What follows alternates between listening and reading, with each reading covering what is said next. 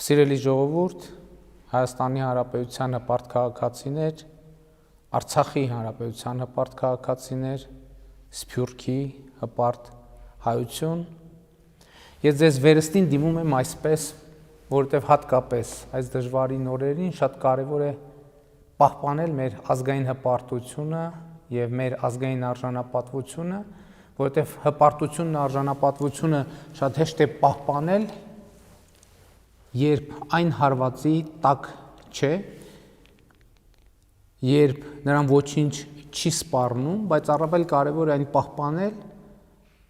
երբ արժանապատվությունը եւ հպարտությունը, երբ նրանք հայտնվել են բազմաթիվ հարվածների ներքո։ Հատկապես վերջին օրերին մենք տեսնում ենք, որ ներհայաստանյան հանրայդ խմբեր, ընդ որում արտաքին ուժերին համընթաց, ընդ որում արտաքին ուժերին համընթաց նրանք գործում են բավականին երկար ժամանակ, ձեզ հայտնի արտաքին ուժերի մասին է խոսքը, մեր ազգային հպարտության ու արժանապատվության խոցերը բորբոքելը դարձրել են իրենց հիմնական անելիքը։ Երեք օրինակ ոմանք բառիս բուն իմաստով խրախճանք, կրկնում եմ, խրախճանք էին նախաձեռնել այն ստահոդ լուրերի ֆոնին, թե Հայաստանի կառավարությունը Գեղարքունիքի մարզից տարածքներ է զիջել Ադրբեջանի։ Նման պահվածքը գուցեև ունենա հազար ու մի բացատրություն։ Նման պահվածքի քննադատությունը գուցե թե ունենա հազար ու մի հակադարձում։ Ոմանք գուցե ալիքի մեջ ընկնելով ոչ մի, այսպես ասած, չարամիտ բան նկատի չեն ունեցել։ Բայց այս ամենի տակից խորքից մենք պետք է դուրս բերենք այդ խրախճանքը նախաձեռնողների հիմնական նպատակը։ Հայաստանում եւ նրանց դուրս կան մարդիկ ու խմբեր, ովքեր փորձում են անիշխանության տպավորություն ստեղծել։ Տպավորություն ստեղծել, թե Հայաստանում անիշխանություն է, ովքեր փորձում են քաոս սերմանել մեր երկրում, նրանք ուզում են ուղղակի պատերազմը տեղափոխել Հայաստանից ներս։ Ավտոմատների ու հանցավոր խմբերի գործադրմամբ երկիրը դնել ազատ անկման վիճակում, որպես փրկիչ իրենց վերադարձը ապահովելու համար։ Ուզում եմ հստակ եւ աներկբա ասել. մենք սա թույլ չենք տալու։ Ոչ թե նրա համար, որ իշխանությունից կառչած ենք, այլ որովհետև դա չի ուզում ժողովուրդը, Հայաստանի Հանրապետության հպարտ քաղաքացին, ում հպարտությունը այո խոցված է, բայց ոչ ոչնչացված, ում արժանապատվությունը այո վիրավորված է, բայց ոչ մահացած։ Սիրելի հայրենակիցներ, հիմա ուզում եմ մանրամասն նկարագրել, թե ինչ է տեղի ունենում Արցախում եւ նրա շուրջ։ Նոյեմբերի 9-ի հայտարարության եւ նրա ստորագրման հանգամանքների մասին արդեն խոսել եմ։ Չեմ ուզում կրկնել նախկինում ասվածը, բայց պիտի վերահաստատեմ համոզմունքս, որ այն իրավիճակում, որում ստորագրվել է փաստաթուղթը, այլ տարբերակ պարզապես չկար, որովհետև ցանկացած այլ տարբերակ լինելու էր շատ ավելի վատը։ Այլ խնդիր է, թե մենք ինչու հասանք նման կետի, ինչպես հասանք, ինչ հանգամանքներում եւ ժամկետում հասանք, որտեղից մեկնարկեց այդ կետը, ինչ զարգացում ստացավ, ինչ հանգրվաններ ունեցավ։ Սրանք հարցեր են, որ անպայման պիտի պատասխան ստանան։ Եվ ես ամենաշահագրգիռն եմ, որ այս պատասխանները ստացվեն։ Բայց դա մանրամասն եւ տևական աշխատանք է, իսկ այսօր մենք ունենք հրատապ եւ անհետաձգելի հարցեր։ Նկատի ունեմ այդ հարցերի պատասխանները դեռ կուսումնասիրվեն, կգտնվեն, բայց այսօր մենք ունենք հրատապ հարցեր, իսկ այդ հարցերից կարևորագույնը Հայաստանի շուրջ եւ Հայաստանի ներսում անվտանգություն եւ կայունություն ապահովելն է եւ դրա համար անհրաժեշտ քայլերից մեկը, որքան էլ դա հաճելի չի հնչում, նոյեմբերի 9-ի համաձայնությունները իրագործելն է։ Նոյեմբերի 9-ի հայտարարությունը դատապետել է իրենց քաղաքական գործունեության հիմքում դրած ուժերից շատերը չեն ասում, առաջարկում են արդյոք հրաժարվել դրանից։ Այնտեղ տեղ գտած պայմանավորվածություններից։ Եթե այո, ինչ սցենար են նկարագրում դրանից հետո եւ ինչ հետևանքների կբերի այդ սցենարը։ Շարունակելով միտքս ուզում եմ ընդգծել, որ այն ինչ տեղի է ունենում այս օրերին նոյեմբերի 9-ի համաձայնագրի հայտարարության իրագործման գործընթաց է։ Իսկ այդ գործընթացը խնդրում եմ ուշադրություն դարձրեք։ Ենթադրում են նաև այդ թվում, որ Գեղարքունիքի մարզում մասնավորապես Հայաստանի զինված ուժերը պետք է տեղակայվեն Հայաստանի Հանրապետության պետական սահմանին, այն սահմանին, որը մեզ հայտնի է խորհրդային Հայաստանի սահմանի տեսքով։ Ես հիմա խոսում եմ կոնկրետ Քարվաճառի հատվածում։ Ընդ որում այդ սահմանը որոշվում է ոչ թե աչքաչափով, այլ GPS կոորդինատներով։ Եվ ինչպես պարզաբանվել է, Սոտքի հանքավայրը կիսով չափ գտնվել է խորհրդային Հայաստանում, կիսով չափ խորհրդային Ադրբեջանի տարածքում։ Ընդհանրապես սահմանազատումը բավականին բարդ գործընթաց է եւ ուզենք չուզենք պետք է տեղի ունենա ոչ միայն ռուս խաղաղապահների, այլև Ադրբեջանի ներկայացուցիչների մասնակցությամբ։ Եվ ամեն անգամ այս աշխատանքի շուրջ հանրության շրջանում խոճապ առաջացնելը, ապա տեղեկատվություն եւ քաոսի զգացում տարածելը արվում է մի նպատակով։ Նրանք ուզում են, կրկնում եմ, պատերազմը տեղափոխել Հայաստան, որովհետեւ սովոր են արյունով իշխանության գալ եւ արյունով իշխանություն պահել։ Բայց կրկնում եմ, մենք սա թույլ չենք տալու, ժողովուրդը սա չի թույլ տալու եւ նաեւ ուզում եմ ընդգծել, որ Հայաստանի իրավապահ մարմինները լիարժեք տիրապետում են իրավիճակի եւ նաեւ իրավապահ մարմինները սա թույլ չեն տալու։ Եվ ուզում եմ նաեւ իրավապահ մարմինների աշխատողներին շնորհակալություն հայտնել այս ընթացքում իրենց կատարած աշխատանքի համար, խոսքը ազգային անվտանգության ծառայության, ոստիկանության, պետական պահպանության ծառայության, քննչական մարմինների, դատախազության աշխատակիցների մասին է։ Բայց վերադառնալով թեմային, ուզում եմ, որ համոզված լինենք, որ մենք գործադրում ենք բոլոր անհրաժեշտ ջանքերը այս դժվարին իրավիճակում Հայաստանի եւ Արցախի շահերը պաշտպանելու համար եւ իմիջիայլոց քաոսի տեսլականը տարածվում է նաեւ այս նպատակով, որպեսզի կառավարությունը հնարավորություն չունենա առավելագույն ջանքեր կենտրոնացնել բազմաթիվ օրախնդիր հարցեր լուծելու համար եւ այս ամենով նպատակ է դրվում անջրպետ ստեղծել կառավարության եւ ժողովրդի միջև, որը մինչև օրս ի դեպ նրանց չի հաջողվել անել։ Ժողովուրդը այո հարցեր ունի, ժողովուրդը այո երբեմն դառնացած է եւ զայրացած, երբեմն հիասթափված ու երբեմն հուսալքված, բայց այդ ամենի միջից ես տեսնում եմ ժողովրդի վստահությունը եւ ուզում եմ շնորհակալություն հայտնել այդ վստահության համար։ Այս օրերին շատ է խոսվում այն մասին, թե ժողովուրդը կորցրել է վստահությունը պաշտոնական լրատվության նկատմամբ եւ որպես հիմնավորում բերվում է, թե իբր պատերազմի ընթացքում կառավարությունը եւ ես սխալ տեղեկություններ ենք փոխանցել հանրությանը։ Իրականությունը սակայն բոլորովին այլ է։ Պատերազմի մեկնարկին եւ հնդած տեղի ունեցած իմ բոլոր ելույթներում ես պատերազմի մասին գործնականորում ասել եմ ամեն ինչ, ասել եմ մի փոքր այլ, պատերազմին հատուկ եղանակներով եւ ձևերով, ասել եմ այնպես, որ ասվածը հակառակորդին չտա այնքան տեղեկատվություն, որը կարող է անթույլատրելի լինել եւ սպառնալիք դառնալ մեր անվտանգության համար, կամ ընդհանրապես պաշտոնական մարմինների կողմից։ Միթե չի ասվել, որ մարտեր են ընթանում Հադրութի մերձակայքում։ Միթե չի ասվել, որ մարտեր են ընթանում Մարտունի մերձակայքում։ Միթե չի ասվել, որ մարտեր են ընթանում Շուշի եւ Քարինտակի մերձակայքում։ Միթե չի ասվել, որ փակ է Լաչին Ստեփանակերտ ավտոճանապարհը։ Միթե չի ասվել Սյունիքի ինքնապաշտպանության խմբեր ձևավորելու մասին։ Ինչ էր նշանակում այդ ամենը։ կամ ուրիշ էլ ինչպես պետք է ասվեր աղիողորմ ճիչերով, փախչել փրկվելու կոչերով, խուճապ տարածելով։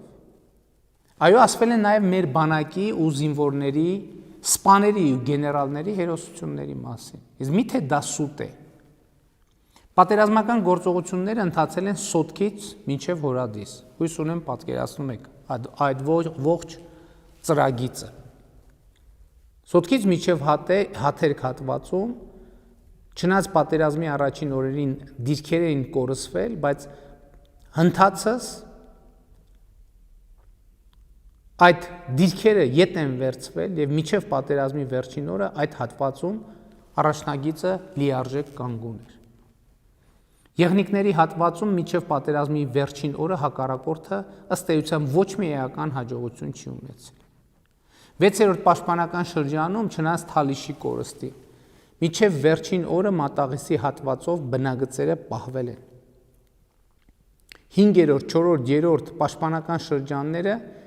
մինչև վերջին օրը ըստ էության պահել են առաջնագիծը։ Երկրորդ պաշտպանական շրջանը մինչև վերջ պահել է առաջնագիծը եւ վերախմբավորվել է հրամանով ռազմական իրադրությունից ելնելով։ Նույնը կարելի է ասել առաջին պաշտպանական շրջանի մասին։ Բայց այնտեղ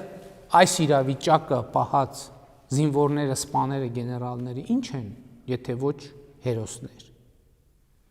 Բայց նրանց արածը ինչ է, եթե ոչ հաղթական, կանգուն իրավիճակ։ Այս մարդիկ հերոսական կռիվ են տվել։ Այդ մարդիկ հերոս են, այո։ Նաև նրանց կյանքերը փրկելու, նրանց շրջափակվելը թույլ չտալու համար եմ գնացել նոյեմբերի 9-ի որոշմամբ։ Որտեղ այս մարդիկ անմնացորդ նվիրումով ու հերոսաբար ծառայել են հայրենիքին։ Գնացել են աննկարագրելի զոհողությունների հանուն հայրենիքի։ Եվ այդ մինչև 35,000 զինվորի, սպայի, գեներալի կյանքը փրկելը նրանց նվիրումին եւ զոհողություններին զոհողությունով պատասխանելը այո նաև հայրենիքի պարտքներ։ Հերոսական կռիվ են տվել նաև 9-րդ պաշտպանական շրջանի հատվածում մարտնչած մեր բազմաթիվ զինվորներ, հազարավոր սպաներ, գեներալներ։ Բայց ցավոք 9-րդ պաշտպանական շրջանը ճեղքվեց, հանգեցնելով աղետի։ Եվ այն գեներալը, ով իր ապօրինի միջամտություններով առնվազն կիսում է պատասխանատվություն այդ ձախողման համար, հիմա ասուլիսներ է տալիս, չակերտավոր բացահայտումներ անում, մոռանալով հիշեցնել, որ իր ժամանակներում 42 միլիոն դոլար մսխելու փաստի առիթով, ամպիտան զենք գնելու փաստի առիթով, քրեական գործ է հարուցված ազգային անվտանգության ծառայությունում առնվազն մի դրվագով, մյուս դրվագով հետաքննություն է ընթանում։ Իմ տիկնոջն է թիրախ դարձնում, մոռանալով հարց տալ։ Իսկ հրթիռակոծող քաղաքում, որի բնակչության 70%-ը լքել է իր բնակչության վայրը, ինչ գործ ուներ վարչապետի ընտանիքի անդամը։ Այսինքն Բադեն-Բադենի սանատորիա էր հրթիռակոծվող Ստեփանակերտը, որ ընտեղ գտնվելը փորձ է արվում ներկայացնել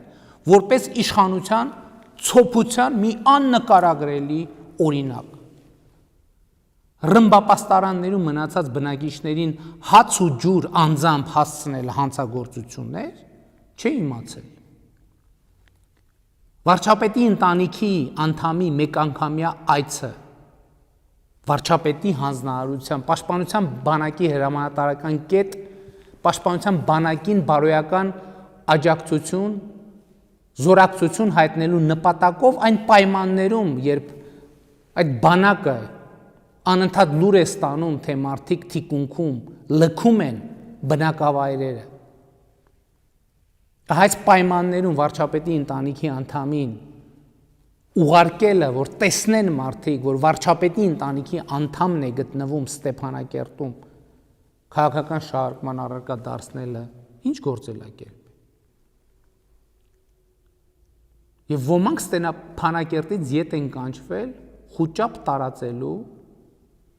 եւ աղետի բերած ապօրինի միջամտությունների պատճառով եւ այս հարցերը ըստ կարգի դեռ կպարզաբանվեն։ Բայց սա չէ ասելիքից բուն իմաստը։ Ասելիքից բուն իմաստն այն է, որ պատերազմի ողջ ընթացքում ճշմարտությունը ասվել է ժողովրդին։ Ասվել է պատերազմին հատուկ կանոններով։ Ասվել է հավատով ու նպատակով ամեն րոպե բեկել եւ փոխել իրավիճակը, իսկ դրա համար պետք է փայփայել մարտական ոգին։ Եվ նույնիսկ պարտությունների մասին հայտարարել այնպես, որ դա չկոտրի կռիվ տվող զինվորին, այն զինվորին, որոնց մասին ես ասում եմ, ովքեր մինչև վերջին պահը անառիկ են պահել իրենց դիրքը, իրենց գիծը։ Սիրելի ժողովուրդ, Հայաստանի Հանրապետության հպարտ քաղաքացիներ, Արցախի Հանրապետության հպարտ քաղաքացիներ, Սփյուռքի հպարտ հայություն։ Անցյալի մասին խոսելը կարևոր է եւ մենք դեռ առիթներ կունենանք դա անելու։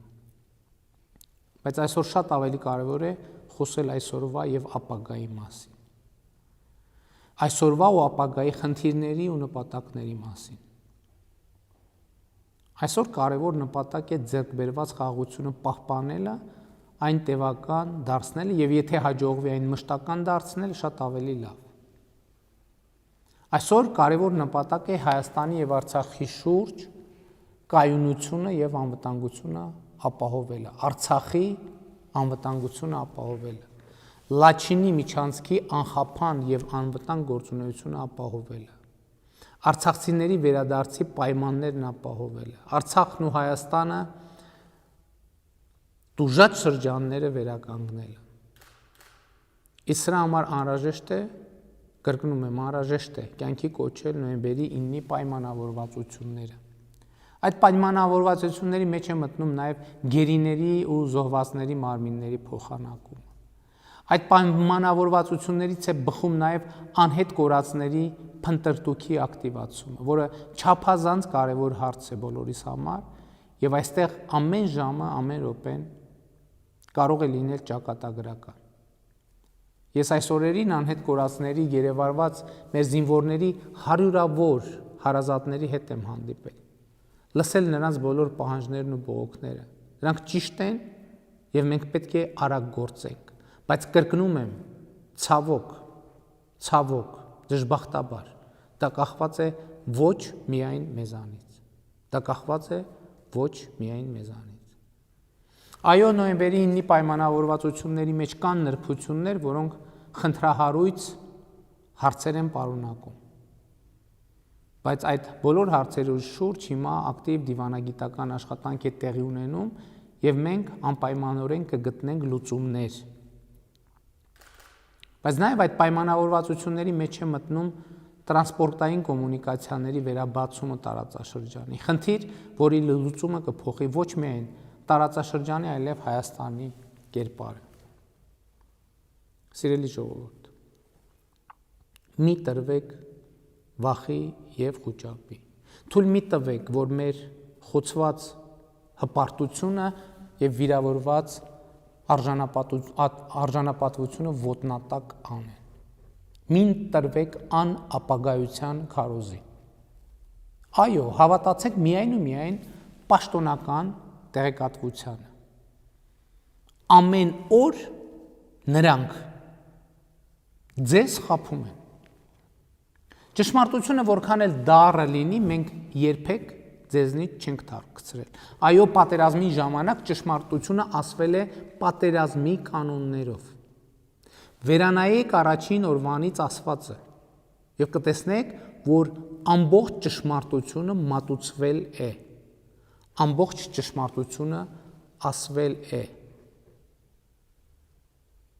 Պատերազմի կանոններով, բայց ուշադիր ընթերցողը եւ ուշադիր ունկնդիրը ամեն ինչ կարող էր կարդալ այնտեղ։ Ճշմարտությունն ասելվել է իդեպ նաեւ խորհրդարանական ու արտախորհրդարանական ուժերի հետ իմ հանդիպումների ժամանակ։ Եվ ես այդ հանդիպումներին հստակ ասել եմ, որ իրենց հրավիրել եմ ամեն ինչ պատմելու համար, որովհետև այդ ամենը, ինչ որ իրենց են պատմել, հրապարակային հնարավոր չէ ասել պատերազմական իրավիճակի պատճառով, բայց նաև չեմ ուզում ստացվի, թե թաքցնում ենք ճշմարտությունը։ Եվ ի դեպ, այն ուժերը, որ պատերազմի առաջին օրից ասում էին, որ ամեն ինչ, բոլոր հնարավոր միջոցներով, ամեն գնով պետք է կանգնեցնել, այստեղից դուրս գալուց հետո ուրիշ պրոցեսներ էին նախաձեռնում, ասում էին, որ այո, թող ամեն գնով կանգնեցնեն, հետո մենք դա կտեսնենք ոնց կօգտագործենք մեր քաղաքական նպատակների համար։ Եվ նրանք այսօր շատ վատ են զգում եւ զարմացած են, որ դա չի ստացվում իրենց մոտ։ Բայց այնուամենայնիվ մեր այսօրվա հիմնական խնդիրը ապագայի կառուցումն է։ Բայց դրանից առաջ նախ մենք պետք է վերադարձնենք մեր զոհերի մարմինները։ Մեր հարգանքի տուրքը մատուցենք նրանց։ Վերադարձնենք մեր գերիներին։ Պիտի հայտնաբերենք այն տղաներին, ովքեր հնարավոր է պատասպարված են ռազմական գործողությունների գոտում որևէ տեղ։ Պիտի ապահովենք Լաչինի միջանցքի անխափան գործունեությունը։ Պիտի ապահովենք արցախցիների վերադարձը։ Պիտի լուծենք սահմանային ամենահարատապ եւ կնճռոտ հարցերը, որոնց շուրջ հնարավոր է նորանոր աղմուկներ բարձրանանք։ Բայց մենք պիտի անցնենք այդ ճանապարհը։ Ամեն ինչի մասին մենք ձեզ մանրամասն կտեղեկացնենք, այնքան որքան հնարավոր կլինի առանց մեր շահերը, նկատի ունեմ Հայաստանի Հանրապետության եւ Արցախի շահերը վնասելու։ Բայց մի բանում վստահ եղեք։ Մենք ձեզ հետ եւ ձեր առաջ ազնիվ ենք լիովին։ Դա չի նշանակում, որ մենք անթերի ենք։ Սա չի նշանակում, որ մենք ճիշտ ենք ամեն ինչի մեջ։ Սա չի նշանակում, որ մենք չենք սխալվելու։ Բայց մենք ամեն ինչի մեջ ձեզ հետ եւ ձեր առաջ ազնիվ ենք լիովին։ Ու մենք կհաղթահարենք այս փորձությունը, միասին կհաղթահարենք։ Իմ խոնարհումը մեր բոլոր նահատակների ու նրանց ընտանիքների անդամների առաջ։ Իմ խոնարհումը Հայաստանի Հանրապետության հպարտ քաղաքացիների առաջ, Արցախի հպարտ քաղաքացիների առաջ, Սփյուռքի հպարտ հայության առաջ։ Մեր հպարտությունը այո խոցված է, բայց ոչ ոչնչացված։ Մեր արժանապատվությունը այո վիրավորված է, բայց ոչ մահացած։ Կեցե հայ ժողովուրդ։